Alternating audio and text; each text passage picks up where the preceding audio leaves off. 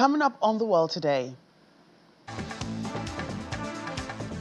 U.S. President Donald Trump postponed strikes on Iranian power plants for 5 days after the U.S.-Iran talks following trading of threats between both countries.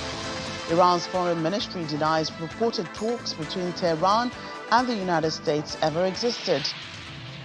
And 2 injured as Hezbollah rocket hits road in northern Israel.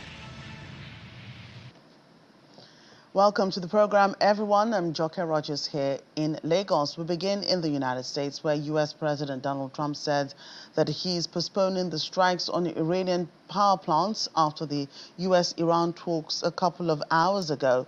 According to Mr. Trump, the U.S. had very intense discussions with Iran that were very productive. Speaking to reporters before boarding his presidential plane, Air Force One, in Palm Beach, he said, if it goes well, we're settling this, otherwise we'll keep bombing our little hearts out.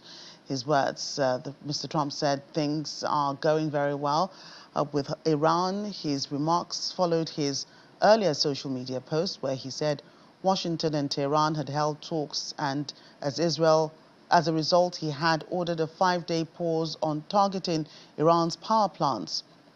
On Saturday night, Mr. Trump had given Iran a 48-hour deadline to reopen the Strait of Hormuz, or the U.S. would obliterate Iranian power plants.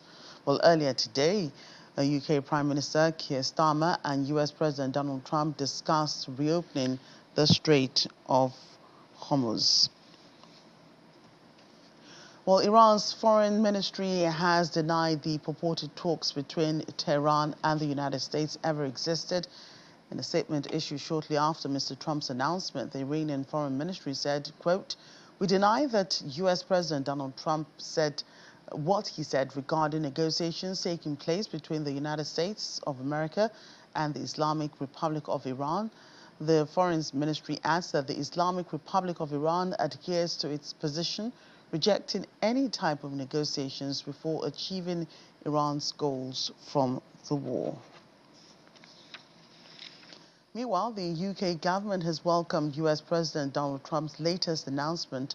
Official spokesperson to Prime Minister Keir Starmer says any report of productive talks are welcome, adding that the Strait of Hormuz specifically needs to be reopened. Number 10 has always said that a swift resolution to the war is in the interest of the rest of the world. A rocket fired from Lebanon struck a bus and nearby road in Kiryat Shimona, northern Israel today, leaving 1 man seriously wounded and another lightly injured. Footage shows first responders at the scene, where the damaged bus is surrounded by shattered glass and debris. Israel's emergency service said that a man in his 50s sustained severe head or facial shrapnel wounds and was taken to Rambam Healthcare Campus in Haifa for emergency surgery. A second casualty, a man in his 80s, was transported to Ziv Medical Center in Safed with light shrapnel injuries. Hezbollah has claimed responsibility for the attack, stating that it had targeted enemy artillery positions and troop concentrations in the area. The strike comes as U.S. President Donald Trump said he was holding good and productive talks with Iran, adding that the planned strikes on Iranian energy infrastructure would be postponed for 5 days, an announcement and talks that Iran has now denied. Meanwhile, there are palpable fears in the Middle East as the Israeli military confirmed plans for the expansion of ground and air attacks against the Lebanese armed group Hezbollah have been approved amid fears in Lebanon that Israel is preparing a large-scale ground invasion of the country. Israel had intensified its campaign against Hezbollah, an Iranian-backed militia and political party, after the group fired rockets into Israel earlier this month amid the war between the U.S. and Israel against Iran. Since then, more than 1,000 people have been killed in Lebanon according to the Lebanese Health Ministry, including at least 118 children and 40 health workers. Israeli officials say the aim is to protect communities in northern Israel from Hezbollah attacks. On Sunday, the Israeli military said the chief of the general staff, Lieutenant Eyal Zamir, had approved plans to advance the targeted ground operations and strikes against Hezbollah, and that this would be a prolonged operation. More than 1 million people have so far been displaced.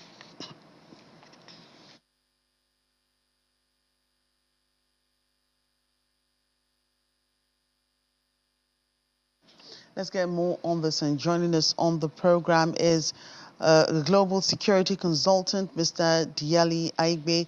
Glad to have you on the program today.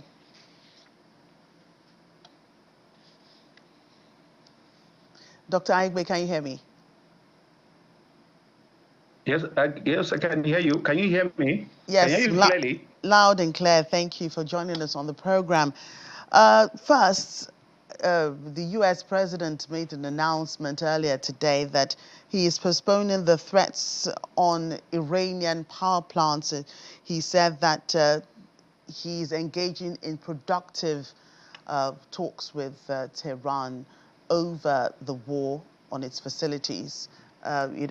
Iran has denied these negotiations. What do you make of this announcement? Yes, he gave an ultimatum within the week, presumably that within 48 hours, I know maybe he had gotten some intelligent reports. You don't have to be harsh in your decision and trying to resent in that those threat he gave earlier. So it's a good one for him to pause for a while. It's because going to escalate in American populations now are getting disoriented. There's a chant with the government. The Republicans are against him. He didn't consult the Congress and just took a unilateral decision that. And if we could recall that he was the one that stated this when during the Obama era of 2015. Let me take you back to that JCPOA, Joint Comprehensive Peace Action, rather.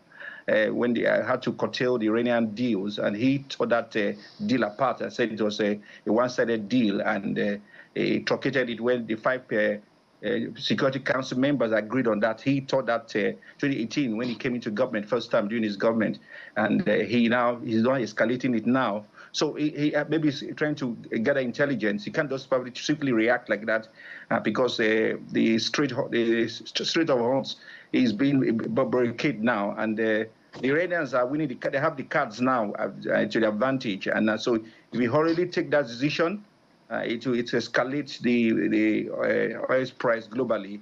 The global economy is being affected now. What is happening now? So he's trying to take his time to act. We have to know the behavior of Donald Trump. Cannot trust him now. Maybe he can just resent that decision again. Let's just keep our finger crossed and assume that he stick to those.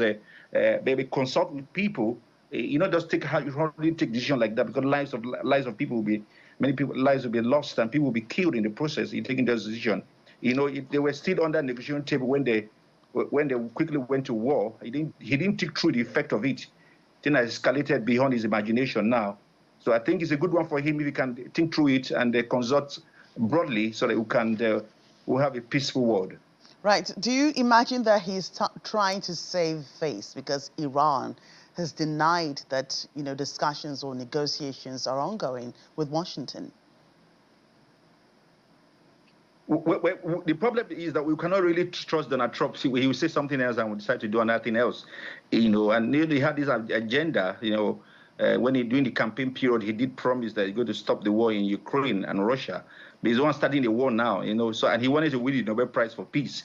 He didn't win that one now, so he's now starting this one now. So let's hope that the problem is that the media, we thought of all of these kind of things. Strategic communication is very critical when you're making these kind of things. You can't just come on air and make statements. You're not going to keep through it.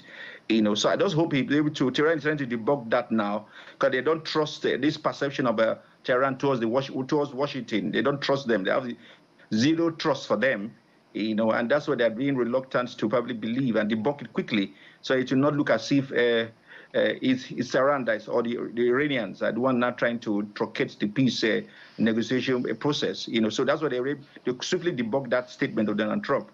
and it created a wrong repression of Donald Trump in American populace. You know, they were turning towards a midterm election now, and this will affect the Republicans. And there is a public outcry in America now that he didn't consult the Congress. He does behave like a tyrant, you know, and it is a wrong signal to democracy. You know, if it was an African leader, or if it was Russia or Putin is doing, they said Russia is aggressive. You know, I could recall when the late Kofi Annan, when he was talking about the first time of Donald Trump, that you should not be pointing fingers at the Russians too. You should know that Americans too should be able to, you don't have to flex muscle to prove your point that you're a leader. And the kind of language is coming from Donald Trump. It's not very diplomatic, you know. And that's why the Obama government signed that deal for the first time unprecedented in history. Obama was able to sign that deal, the Iranian deal of 2015, the Joint Cooperative Peace of Action, JCPOA. You know, which you are aware of it, you know, and when Trump came in, he truncated it.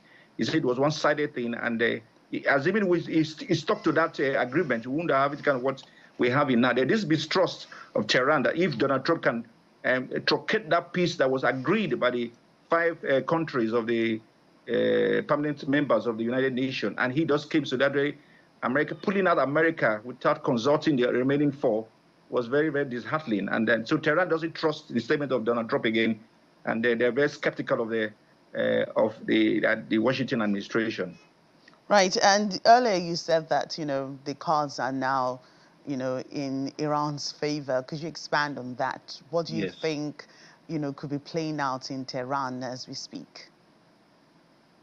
If you look at this narrative, this Mosaic doctrine, you know, you want to take up the top base and the top head, you know, to destabilize the period before now. There was this narrative of trying to change the regime. Well, they're changing the narrative now.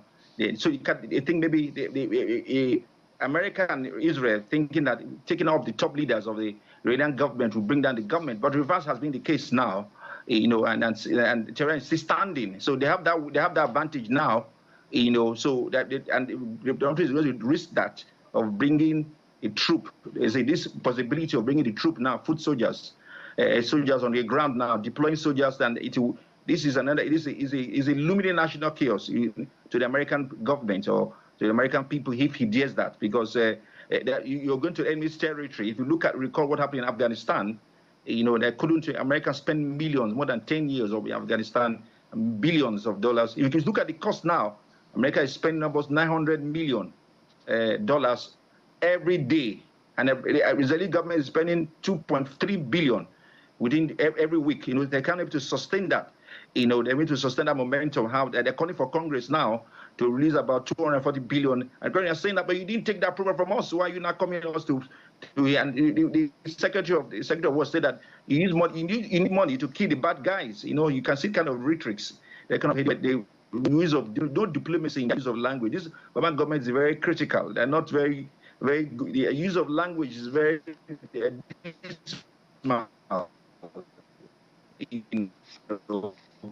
and if you could compare that administration with the way they use language, use words, you know. So, but Trump is not using threats, and he's seen that he's not winning the war. The prejudice on him at home now. Americans are they're getting disoriented. Or there's a chanted about him, the way he's just doing, and he's creating more enemies. And now calling NATO as cowards. You know, they can't use the kind of language in diplomacy, international negotiation. It's very acting like a bully. You know, bullying everybody. You know, threatening everybody, bombing everywhere. Look at the way, and the international is just just watching him. You know, so it's sad that American people, American government, American that floated the idea of democracy. If it was an African leader doing it now, they would say he's a dictator. But Obama, Trump is just doing as he likes, and nobody's not consulting anybody. Again, approval from the Congress itself. And so this is not the act of democracy the American people are preaching, and so it's so sad that the world is becoming messier now. And if not probably nip to the board, nobody's talking about Russia-Ukraine war again. There is diversion, and it has affected global economy. A lot of inflation, high inflation, slow down the economy, and it will escalate to that it will be of immense proportion that we cannot be to curtail that. Right. Well, a lot to unpack, really. I must thank you for that conversation and your, views about the matter, Dr. Dieli Aibe, Global Security Consultant. Thank you again for joining us on the program. Thank you, Joker. Thank you for it's a great privilege. And still to come.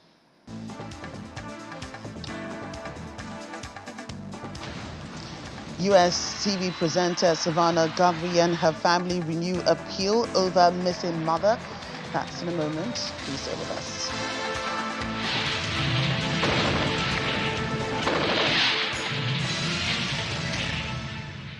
Welcome back over to the United States, where 2 pilots have been killed after an Air Canada plane collided with a firefighting truck at New York's LaGuardia Airport. The plane, carrying 72 passengers and 4 crew, initially landed safely from Montreal on Sunday evening. 41 passengers and crew were taken to hospital. All but 9 have since been discharged. 2 fire truck officers are also in stable condition in hospital. The airport is one of the busiest in the United States and is expected to remain closed until later. Meanwhile, flights have resumed at Newark Liberty International Airport in New Jersey as one of the 3 major airports servicing New York City, following a temporary pause due to an unrelated incident.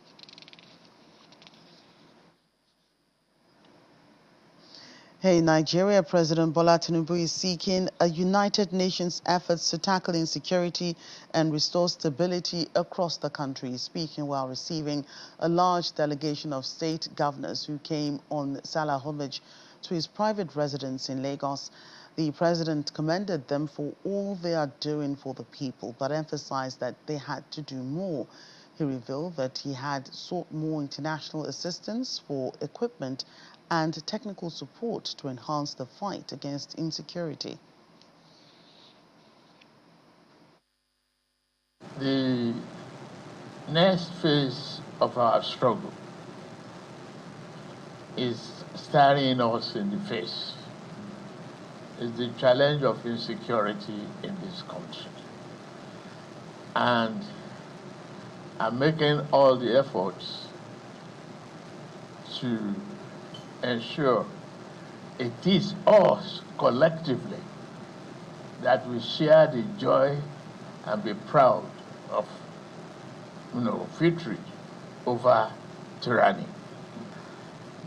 One of the major discussions in UK is equipment and support. I can report to you, yesterday again, I had a lengthy discussion with Emmanuel Macron. Their collaboration with us for equipment and support, while I'm making effort, frantic effort, to contact other nations.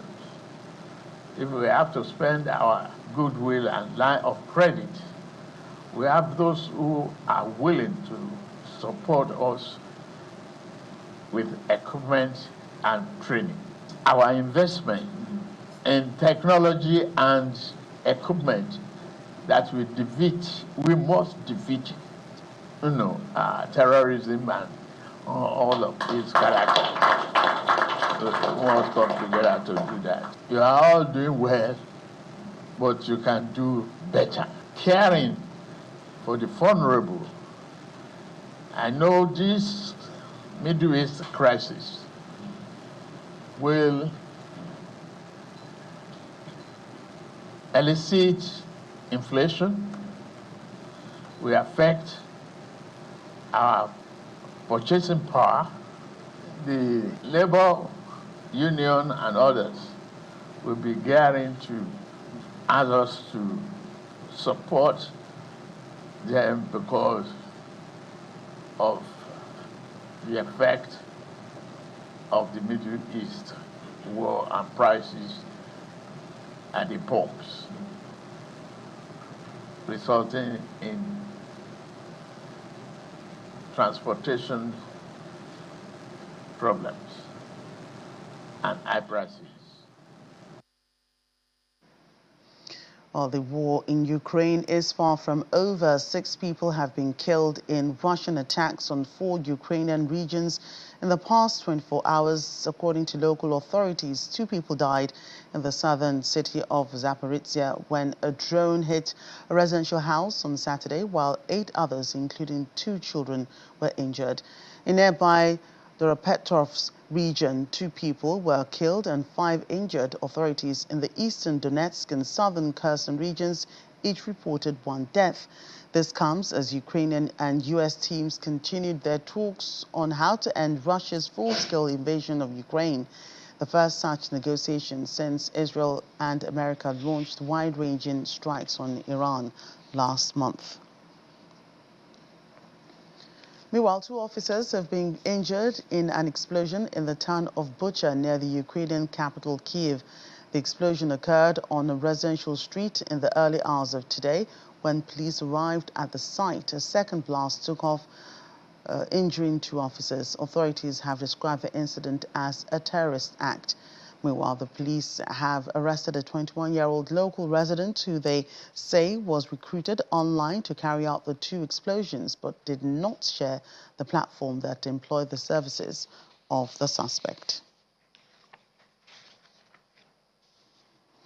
Back in the United States, television presenter Savannah Guthrie and her family have appealed to the public to continue to help search for their missing mother, who police believe was abducted 7 weeks ago. They pleaded desperately for renewed attention to their mom's case. Authorities have been searching for Guthrie's 84-year-old mother, Nancy Guthrie, since she was reported missing from her Tucson, Arizona home on the first day of February. Footage previously released from outside Nancy Guthrie's home revealed a masked man, but nearly 2 months after, the police still have not named any suspect. Well, that's the world today. Thank you so much for watching. I'm Joker Rogers.